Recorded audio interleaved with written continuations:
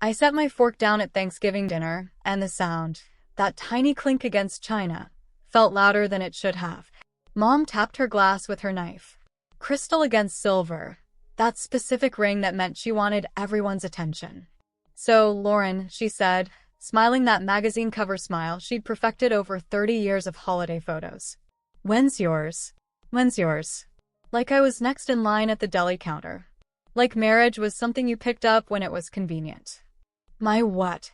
I asked, even though I knew exactly what she meant. Your wedding, honey. She gestured toward Karen, my older sister, who was sitting across from me looking like she'd just stepped out of a bridal magazine, even though she'd been married for 2 months already. Karen had hers in September. Such a beautiful ceremony. 350 guests. When are you planning yours? I felt Tyler's hand find mine under the table. Warm. Steady. The way he'd held my hand on that foggy June morning when he'd asked me to marry him by the water. I already had mine, I said. 6 months ago. In June. You ever see a room just stop? Like someone hit pause on a movie? My father's fork froze halfway to his mouth. My mother's smile stayed fixed, but her eyes went blank, like a computer trying to load. Karen's face. I can't even describe what happened to Karen's face. Dad cleared his throat. We didn't. He looked at Mom. We never got invitations, sweetheart. That's when I reached into my bag. My hands were completely steady. I'd been preparing for this moment for 3 months. I'd known this was coming. Funny you should say that, I said. And I pulled out my phone. What do you do when the people who raised you choose not to see you exist? Let me back up. Let me tell you who I am. My name's Lauren Bennett. I'm 29 years old. I live in Houston, 3 hours from my family, and I work as an environmental data analyst. I spend my days tracking pollution patterns and water quality, finding things people don't want to see. Maybe that's fitting. I grew up in a house where everything had to be perfect. Symmetrical. Picture ready. Mom called it keeping up standards. I called it suffocating. Karen was the center. Always. The one with dance classes every Tuesday and Thursday. The one with cheer tryouts that the whole family had to attend. The one whose awards got framed and hung in the living room while mine got stuffed in a drawer. I learned early, maybe I was 7, maybe 8, that some kids shine and some kids make room. I made room. Karen needed good lighting for headshots. I waited 3 days for my college acceptance photos. Karen had a recital. My science fair was something we could celebrate later. Karen needed the car. I took the bus for 2 years of high school. I just assumed that was how families worked. One child shined, the other made room. Mom used to curate Karen's life like it was a showroom collection. Everything polished. Everything on display.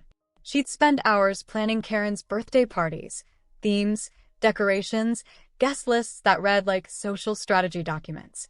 My birthdays were cake from the grocery store and, let's keep it small this year. I wasn't abused. I want to be clear about that. I was just not quite seen. Not quite there. Like furniture you stop noticing after a while. I got good at being quiet. Good at adapting. Good at surviving in the margins of someone else's spotlight. Houston changed me, though. Moving 3 hours away for work wasn't rebellion. It was oxygen.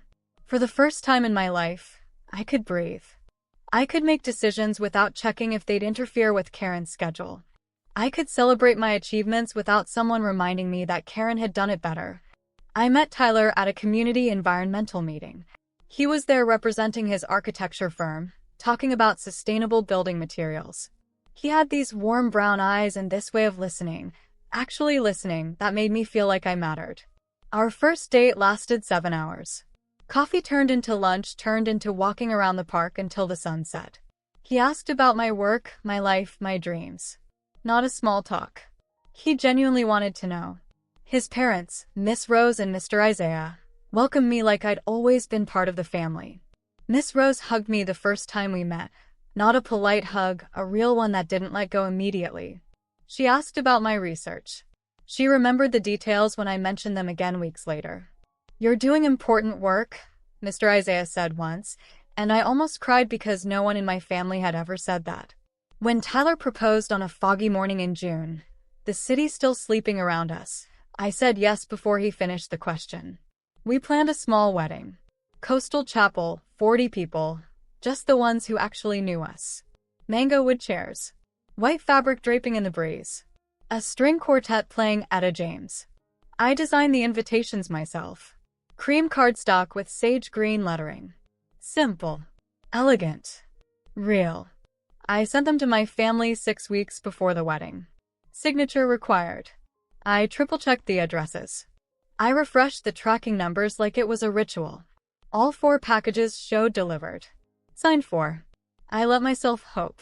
Just once. That maybe this time they'd show up for me. The silence that followed was an absence. It was presence. No calls. No texts. Nothing in the family group chat about dates or dress codes or whether they needed hotel recommendations.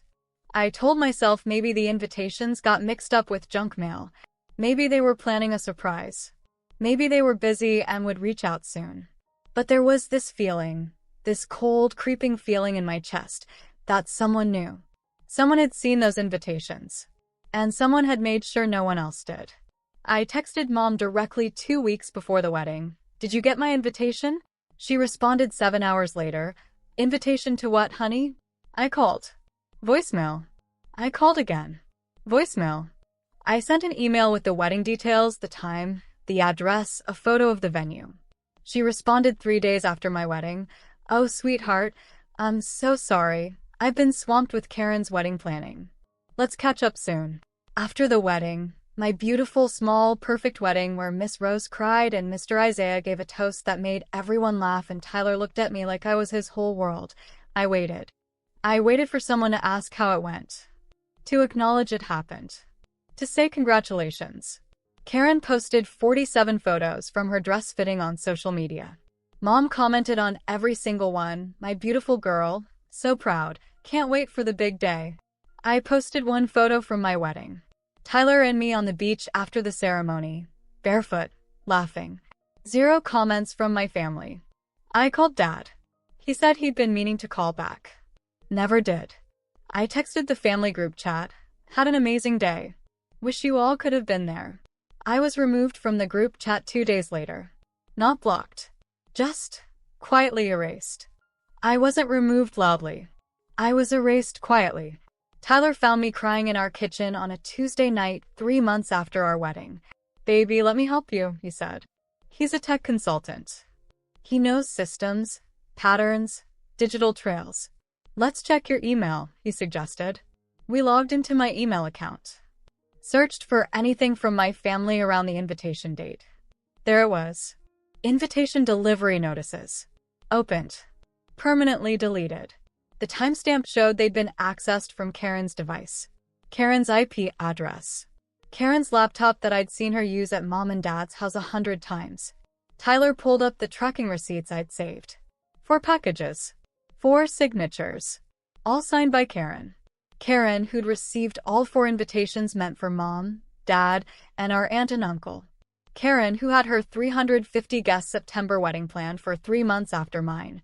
Karen, who couldn't risk anyone's attention shifting away from her perfect day.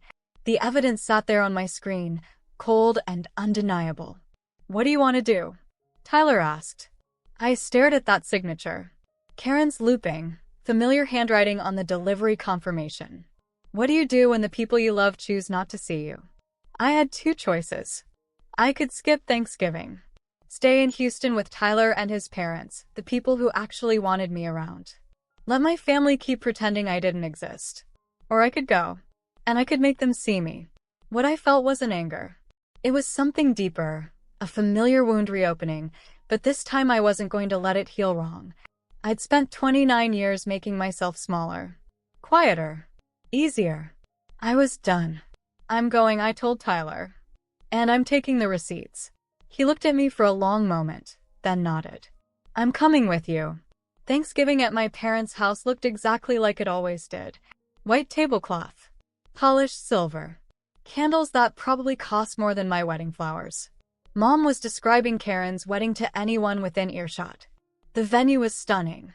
The plaza downtown. You should have seen the centerpieces. Real orchids. Can you imagine? And her dress, oh, her dress was custom. Took 9 months to make. No one asked about my life.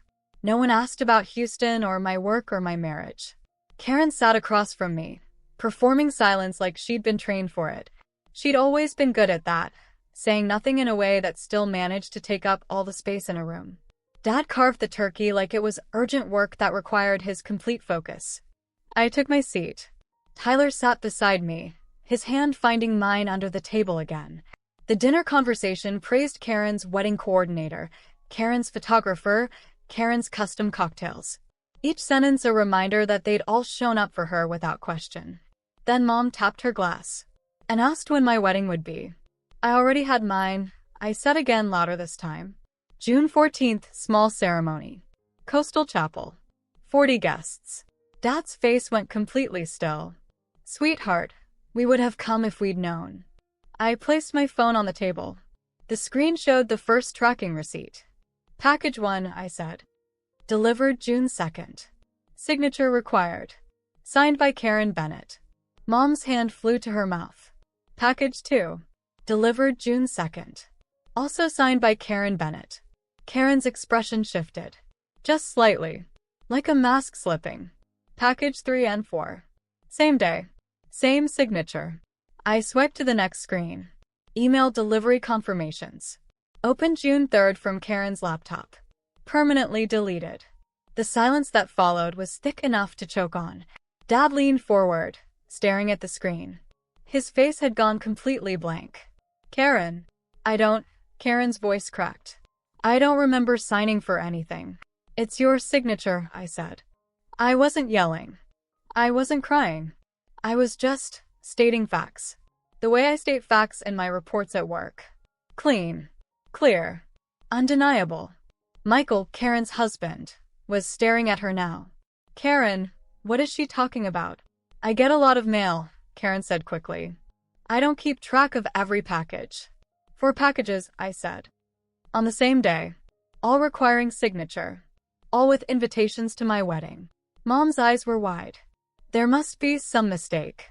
There's no mistake. I pulled up the email logs. The confirmation emails were accessed from Karen's device. Her IP address. Her account. And then they were deleted. Permanently. Karen's face had lost all its careful composure. She looked at Mom, then Dad, like she was waiting for them to fix this. But this couldn't be fixed. Why would you? Dad's voice was quiet. Dangerously quiet. I didn't mean, Karen started. Didn't mean to intercept my wedding invitations? I asked. Didn't mean to delete the emails? Didn't mean to make sure no one in this family knew I was getting married. You don't understand, Karen said, and her voice had an edge now. Defensive. You do things without telling anyone. You moved to Houston without asking. You got engaged without even calling. I called, I said. 11 times over 2 days. You were all busy with your dress fittings. My wedding was important. So was mine. The table went dead silent. Your wedding was in September, I continued. My hands were shaking now, but my voice stayed level. Mine was in June. 3 months before yours. But you couldn't risk it, could you? Couldn't risk anyone paying attention to me instead of you. Karen's eyes filled with tears. But I'd seen her cry before. I'd seen her cry to get out of trouble, to win arguments, to make everyone feel sorry for her. It wasn't like that. Then what was it like? I asked. She opened her mouth. Closed it. Opened it again. You always do this, she finally said. You always make everyone feel guilty. I make you feel guilty by existing, I said. That's what this is really about, isn't it? Mom reached for Karen's hand. Of course she did.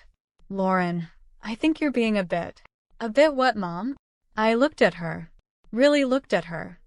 A bit unreasonable? A bit dramatic? A bit too much. Her expression faltered. You did your best for Karen, I said. You made sure she had everything she needed. Every opportunity. Every advantage. For me, you did the bare minimum and called it fairness. That's not true, Mom whispered. Isn't it? I asked. When was the last time you asked about my work? My life? My marriage? When was the last time you called me just to talk? She didn't answer. I turned to Karen. You want to know the worst part? I still sent you an invitation. Even after everything.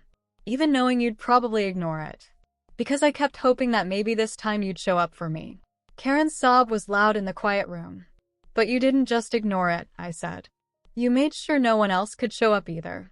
I stood up. My chair scraped against the floor. I'm done, I said. Tyler stood with me immediately. Lauren, please, Mom's voice broke. I'm done begging for a place at this table, I said. I'm done asking you to see me. I'm done pretending that Karen's choices don't matter, because she's your favorite.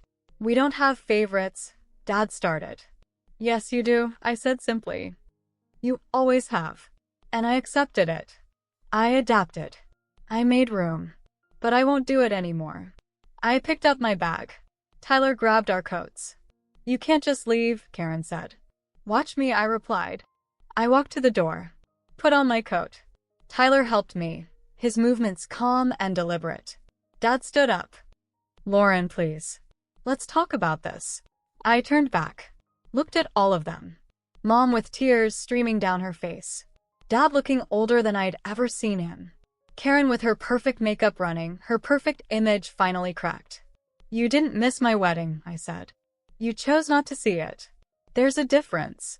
I opened the door. Cold November air rushed in. I didn't lose my family tonight, I said. I just stopped pretending I had one. Tyler held me when we got home. He didn't ask if I was okay. He didn't tell me it would be fine. He just held me. Miss Rose called the next morning. Breakfast at our place, she asked. Your place too, if you want it to be. We went. Mr. Isaiah made his pecan pancakes. Miss Rose poured coffee and didn't ask questions she knew I wasn't ready to answer. Your family here, Miss Rose said finally. Not because you married Tyler. Because you matter. I cried then. Real tears. The kind that come from relief instead of pain. Karen sent an email 3 days later. Long, full of therapy language about boundaries and hurt and growth. She admitted more than I expected. Said she'd been jealous. Said she'd been scared. I read it. I didn't answer. Dad called once a week. Small conversations. Careful. He was trying in his way. 2 months later, he sent me a package. Inside was one of my wedding invitations. He'd found it in a box in the garage, tucked under some of Karen's old things. I'm sorry I didn't look harder, his note said. I'm sorry I didn't ask questions. It wasn't enough. But it was something. It was real. Mom never reached out. And for the first time, that silence felt like an answer instead of a wound. I kept the invitation Dad sent. Not as a reminder of what I lost, but as proof of what I survived. Family isn't who shares your blood. It's who shows up. It's who listens. It's who stays. I have Tyler. I have Miss Rose and Mr. Isaiah. I have friends who celebrated with me on that foggy June morning, who danced at my small wedding, who chose me every single day since. Some days I still feel that old ache, the one that asks why I wasn't enough for the people who raised me. But then I remember, I am enough. I always was. They just weren't capable of seeing it. And their blindness isn't my burden anymore. Sometimes the bravest thing you can do is walk away from people who never learned how to hold you. I walked away, and I've never felt more free. Did you enjoy the story? If so, hit like, comment your thoughts, and subscribe. Thanks for watching Revenge with Keisha. See you next time.